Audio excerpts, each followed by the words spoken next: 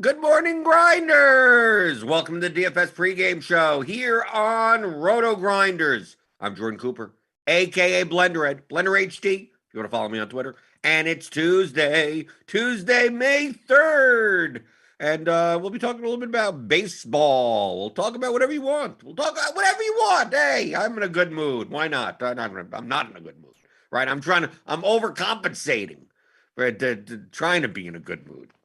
But I'm always in a good mood when I see you guys in the YouTube chat. Give me those thumbs ups. Give me the thummy thumbs. You know I like the thummy thumbs in the morning. Hit the subscribe button. Hit the notification bell. Hit whatever you want, right? Got Doug Montgomery there, Suki Singh, real life picture, Trey, Rick McGill, right? Got you guys in the YouTube chat. A lot of people gave me good comments about yesterday's show. If you want to go back to yesterday's show, I basically described the very bare basic sports betting 101 of how if you want to just recreational bet and lose the least amount possible, that you could do it. Like it's a very, very, very, very, very simple concepts. And I had a conversation with someone else in my DMs, someone that does sports betting content that like, oh, if more people knew about this, then so many more people wouldn't lose as much betting, right? Or have a better shot at winning, right? And I told them, like I tell with DFS stuff, right? 95% of people won't do it. And it's sports betting, it may even be more than that, right? They just simply won't do it. It's not about not understanding, right? Well, a little bit of it is not understanding. It's just not interested. Don't care, because that's not the name of the game. As long as they pick winners, that's all that matters, right? Because I saw Derek Carty earlier today, 10:08. Right, Derek even tweeted out, basic but excellent advice for those new to sports betting. Shop for the best line. Like, what's so complicated about this? Don't just accept what one book gives you. This is the game of edges, and you can gain a lot of it by simply finding the best odds available. Like, what is so? I mean, this is 95% of bettors do not do this, right? I want to bet on X, right? And they go, okay, I want to bet minus 115 where you could get minus 110 somewhere else, right? You don't have to walk anywhere, right? So go to the store and it's like, I guess a gallon of milk is at $2.29, right? I'll pay that, even though like right next to it, it says $2.09. It's like, why are you paying more for no reason? For no reason whatsoever. And if you talk to average normal people, right?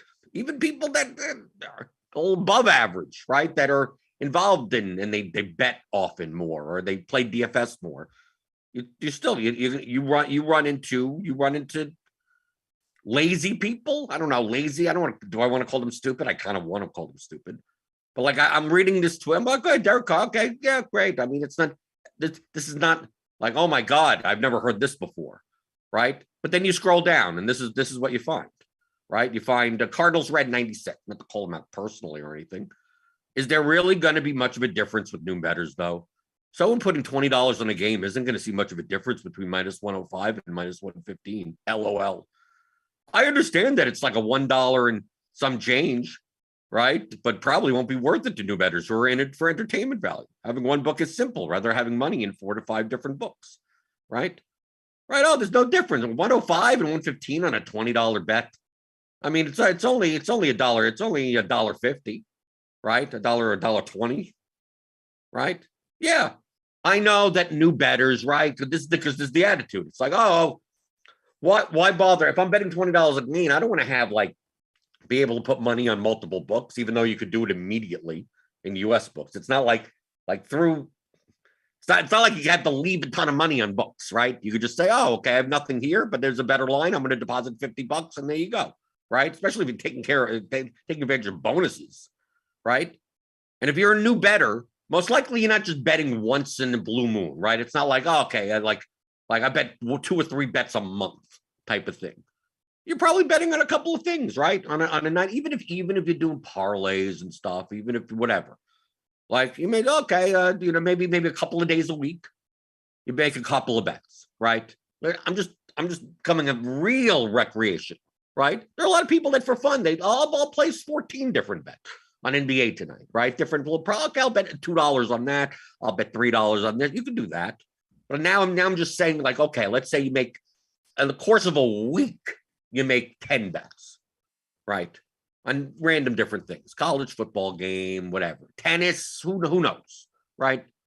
Live betting, right? Maybe you're doing live betting. I mean, it's 10. And let's say your average bet is $20, okay? And you're making 10 bets of that, and you could find a better line by more that saves you more as much of around $1 on $20 for 10 bets, right?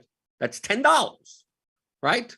You've just thrown away before anything wins or loses. You've just basically thrown away $10 in the course of a week, and then add it up for 50 weeks. It's $500, right? So whatever you're doing in sports betting, it's like, oh, at the end of the year you'll have enough money to pay your gas and electric bill for 3 months or whatever the hell it is, just simply by I'm going to look over here and press that button instead, right? Like that's the difference, but this is the mentality that people have. Oh, what's really the difference, right? And a lot of times these are the same people that, like, do I go to the gas station that has gas at 3.15, or do I go to the gas station and that has gas at 3.23, right? Well, the gas station with 3.23 is right around the corner, and the gas station with $3.15 is I got to make an extra left, right? People go, I'll make the extra left and get gas for cheaper, right? For 8 cents cheaper on the gallon. I'm only getting 10 gallons of gas. That's 80 cents. People will do that, right? And you should do that probably. 10-cent difference in gas prices, right? If you consistently do that, by the end of the year, I end up with an extra 30 or 40 bucks in my pocket. Like there's less of a difference in doing that than paying 115 to 105, the difference between the lines. Yet people will do. They understand that, right? Right? This is the thing that annoys me. But it just shows that having a conversation with other sports betting people and content creators of like, how do we educate the public, like to make them understand? It's like they don't want to understand, right? It's like I've done this in DFS for too long. Right? We've done this show for too long. I've done my course for too long. I've talked to people for too long. Right? I try to do the best I can, and I know that only 5% will actually listen. Right? And I feel I'm glad. I feel happy for the 5%. Right? When people DM me and say, I was a losing DFS player, and then I listened to your course, I watched your show, and now here I won $50,000 on Draftkings or something.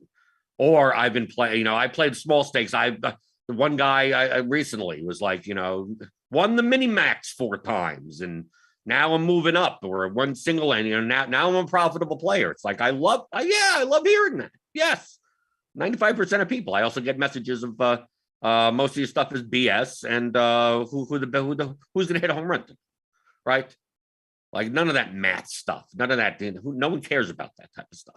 Projections? Who cares about projections? They're the computer's making lineups for you, right? Those people. That's most people, right? But it's just like showing. Like it's like I'm on Twitter after having that conversation last night of like people just don't listen. They don't care, right? It doesn't mean enough to them, right? It's like they understand that paying minus 115 is worse than paying minus 105, but is there really that much of a difference? It's only $1, right? And then they what they do is that they bet even more than that, right? Right. So I'm not even talking about 10 bets a week. I'm talking about someone that, places 10 bets in a day, right? Recreationally, they're not like professionals. They're not trying to, make money. It's entertainment. And maybe they'll get lucky and make some money, maybe, right? So maybe they're making 40 bets a week, 50 bets a week, with an average of $20. And all the bets they make, they could find a better line by $1 on average, right? So that's 50. That's $50. You just basically threw $50 away for no reason. Just take a $50 bill and burn it. That's exactly what you did. Now do that every week, right? For like 50 weeks. That's $2,500. Like that, it adds up. That's what it is. And even on a recreational better, right? If you let's say you make 20 bets in a week of $20 each, and you could save $1 on each bet. That's like a free bet a week. Like you're just throwing it. You're just saying, do you want a free bet for just betting? Yeah. Just shop around. It infuriates me. It feels like why I don't see what's so hard about this, but 95% of people won't do this. You'll tell them, you'll literally tell them, and they still won't do it. And I'll admit to it. Yeah, it's a $1 difference. But when it comes down to it's a 6:38 and the NBA game is getting ready to start, and they're on their phone in the toilet going, oh, I'll bet on this, I'll bet on that, I'll bet on this. They're all at one book, right? Didn't even bother to check, right? Other books. And there are sites that you could go to that you could see all the odds. We have a site called scoresandodds.com. Okay, that's one of those types of sites. You could just compare all the lines and go, oh, that line's better. So I'm going to bet there. It just amazes me. It amazes me. I just had to bring that up only because I before the show, I'm reading Derek Carr. Okay, Derek Carr. Okay. Let me go on the replies because I always expect stupid replies in Cardi's comments sometimes. I go and I see that and I go, you can't teach people. You can't teach stupid. You can't teach people. Or lazy. They can't teach lazy, right? Because I don't think this person is stupid. I think it's more of lazy, more of like, what's really the big difference? $1, is it really worth the $1 for me to open up another app? Like that's really what it comes down to. And maybe for some people it isn't worth the $1. Maybe. I don't know. What do you do with that extra 3 seconds isn't worth the $1? I don't know about you, but whatever. Just wanted to get that rant out of the way. Ryan C says, yeah, oh yeah, Blender, black for my day. I had to walk 15 miles to school, both ways in the snow, without earmuffs or a hat. Okay. Yesterday, I mean, it was a small slate yesterday. If you stack the Diamondbacks against Lopez, you won. That's essentially what. And it's not like Lopez didn't even do that badly, right? Lopez still got 7 strikeouts, right? But I mean, the scoring yesterday, damn, baseball is so boring. I mean, it's gone from, it was a fairly boring sport to begin with. And now it is brutal. It is brutal. I watched like the first, on MLB TV with the 4-box. I was watching 4 games at once, right? From like 7 o'clock, 4 games at once. And it still was like, there still wasn't even anything going on. One of these things, out of one of these games, can something happen? Could something happen? No, then nothing. And just there and they go, what am I doing? I can't even watch 4 games and see anything exciting happen. But yesterday, the Diamondbacks, I mean, Lopez was one of the most owned pitchers, right? He was the most expensive, 45%,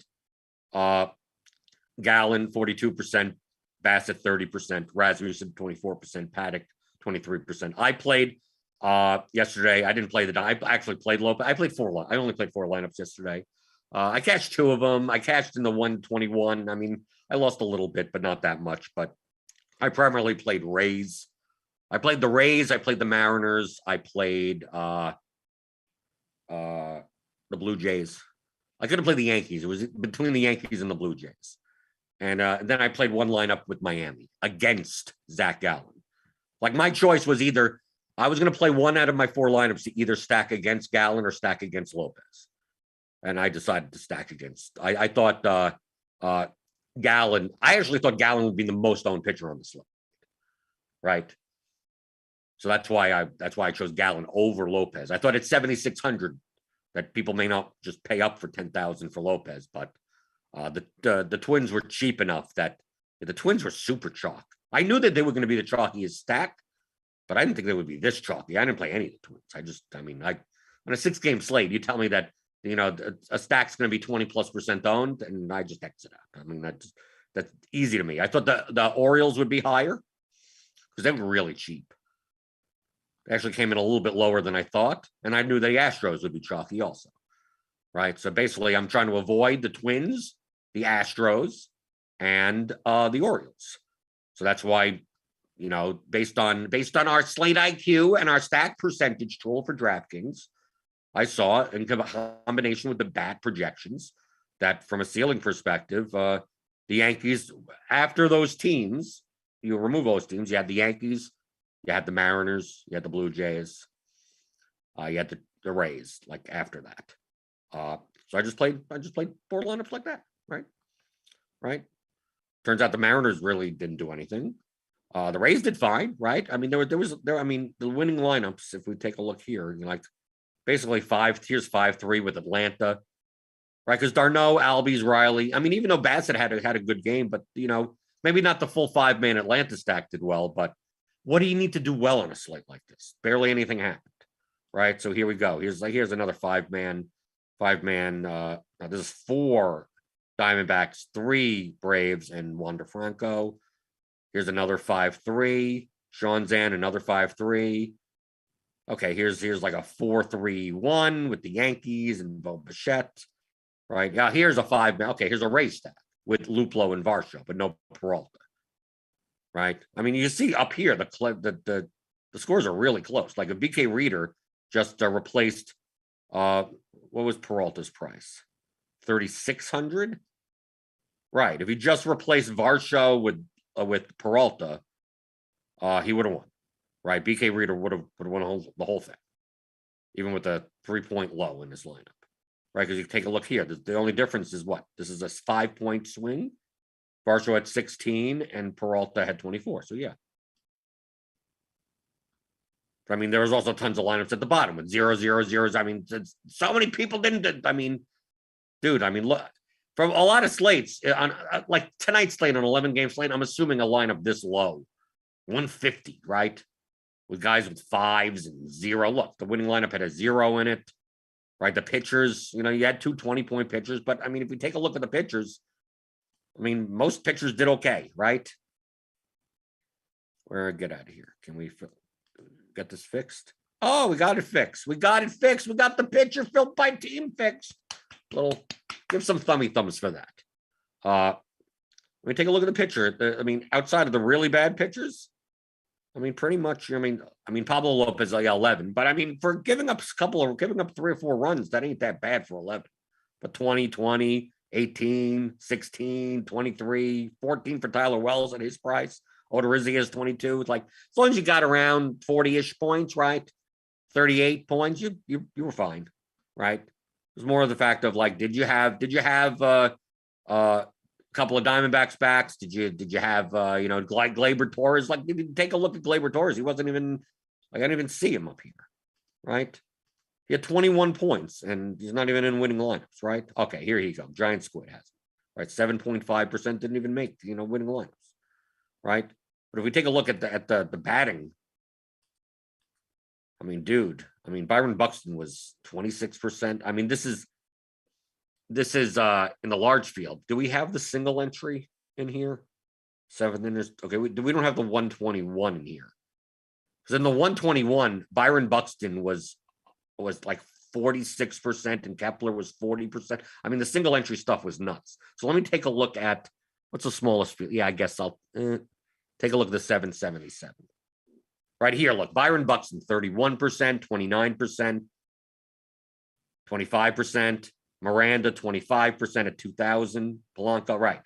All these Twins, 1% lineups, nothing, right? It's not that hard to win, right? Sean Zan won, okay, in the 777. Yeah, with an Astro, basically, 5-3 Astros, Diamondbacks, Bassett, Gallon, fine. Look, he won with look at all these snowflakes. right? But look, Peralta in this contest, the 777 was less than 1% owned. Dalton Varsho, 2% owned. Luplo, 3% owned. So it's like, dude, nothing happened on the slate. He had 0, 5, so he won $100,000.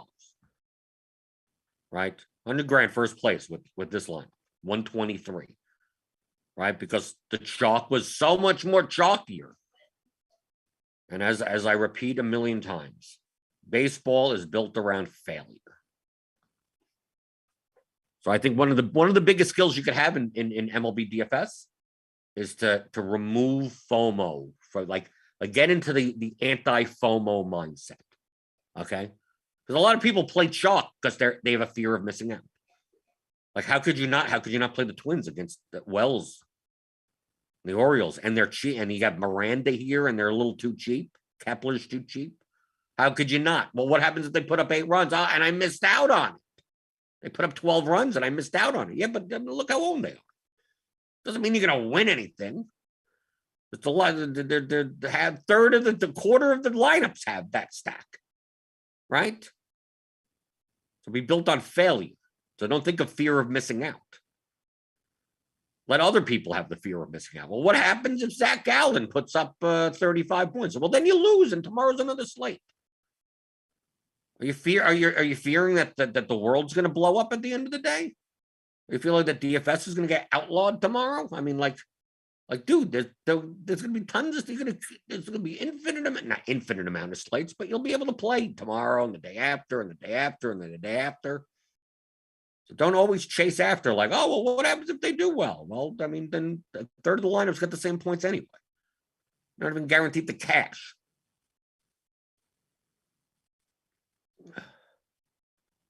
But you'll see this every day. And then sometimes the chalk comes in. You're right. And sometimes the chalky is stacked. The Twins put up 14 runs in this spot. The winning lineup's 220, and you didn't have any of it. And oh well. I'm telling you, over the course of 150 slates, you'd be better off not having these spots when it comes to hitters. Can you build lineups? Yes, there are plus EV lineups that contain Twins, but they're very different than other spots. You can build those lineups if you want.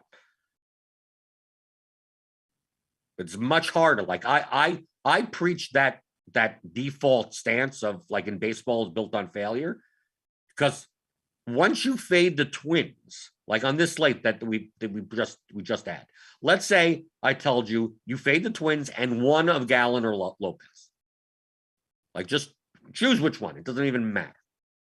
Then build whatever stack lineup you want. It could be 5-man. It could be 4-3-1.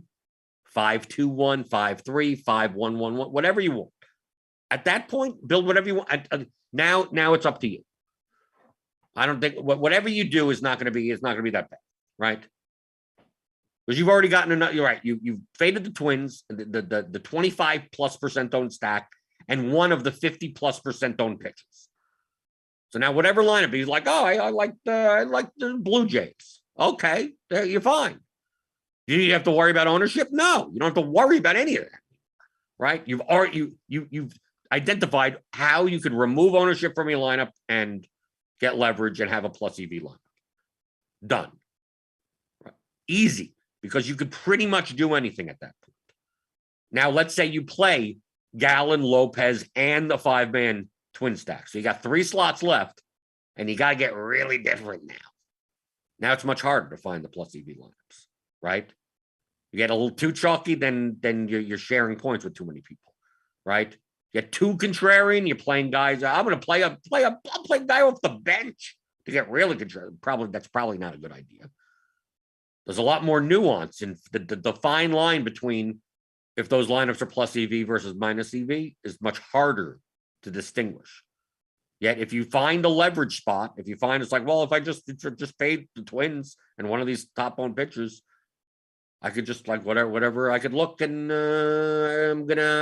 I'll take the Oakland A's, right? Even though they project the war, they don't even project that great, right? You can just X them out. Can we go? Do we have their historical projections from yesterday? Let me see.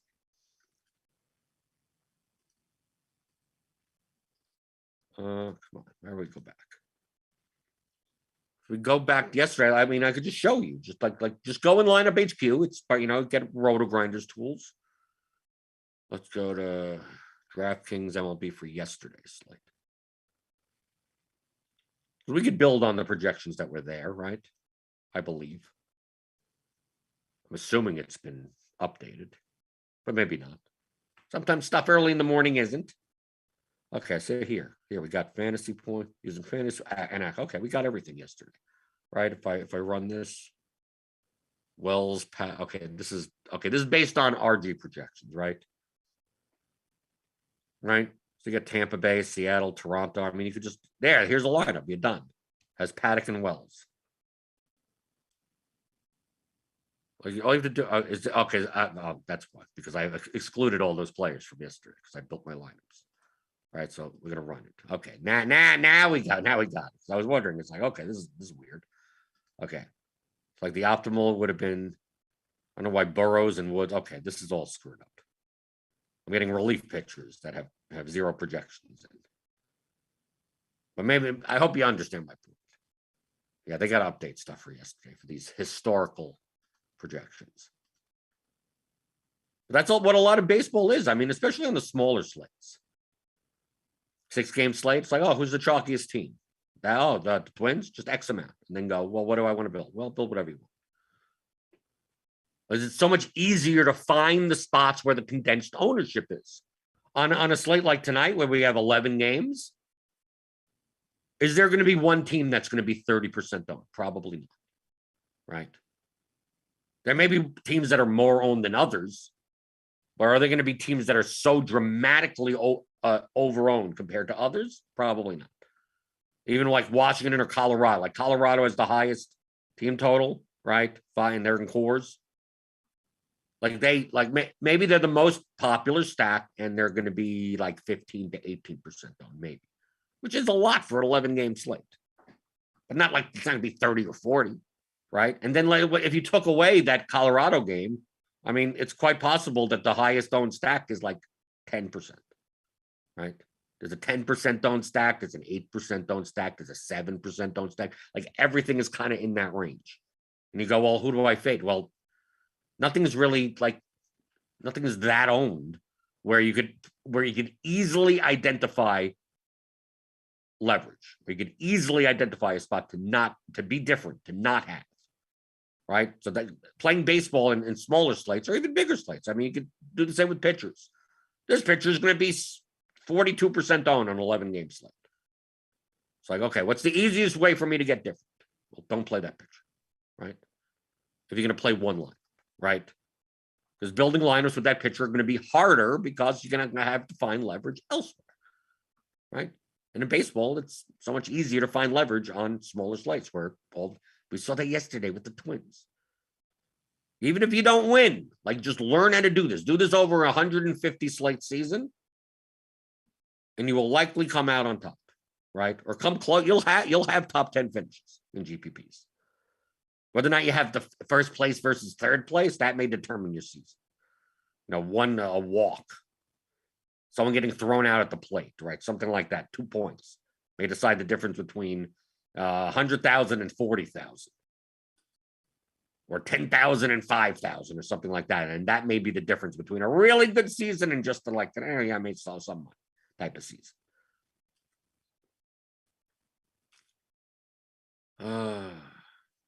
Neil Jaworski says it's super boring, but I honestly seem to do better on the slate with low scoring.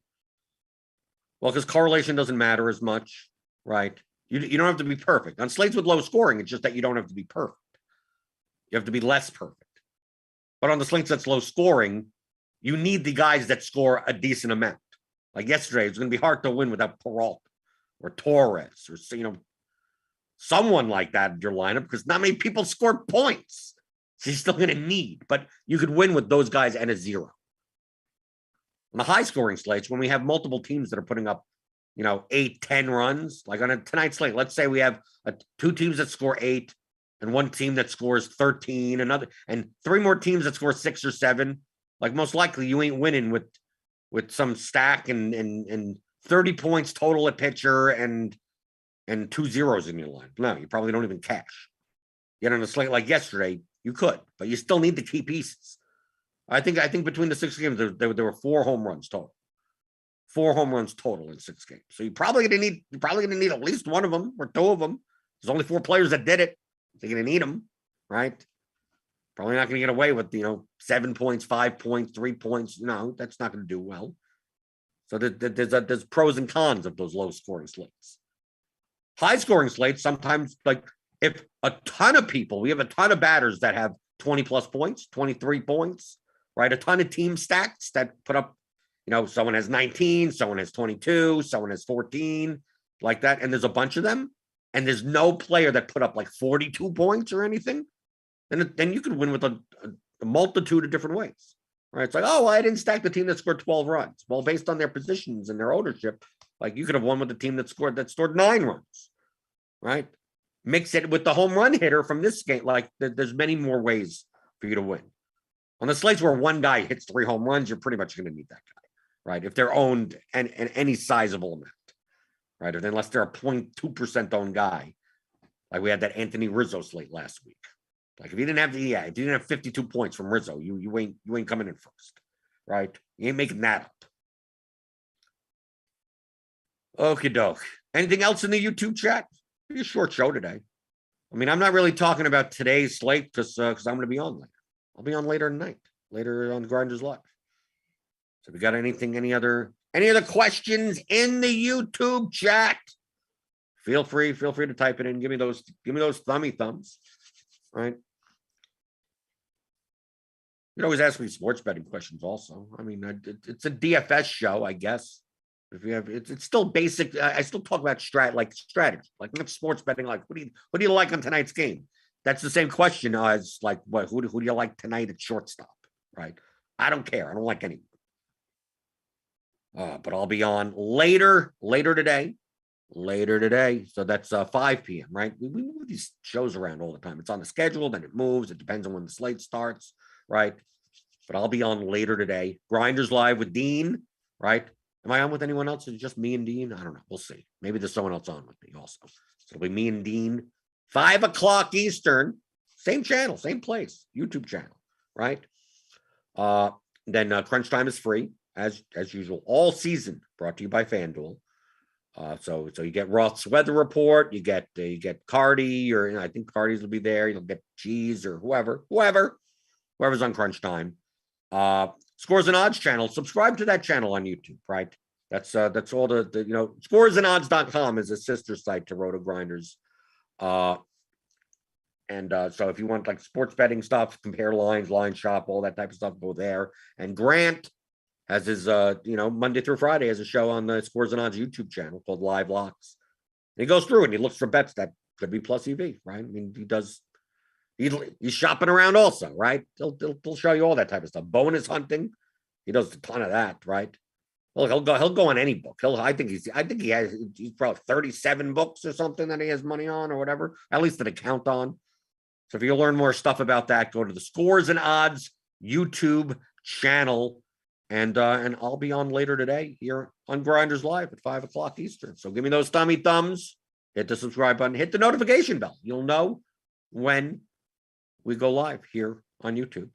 But we'll see what happens tonight, and then I'll review it tomorrow and answer your strategy questions as I normally do on the DFS pregame show on RotoGrinders.com.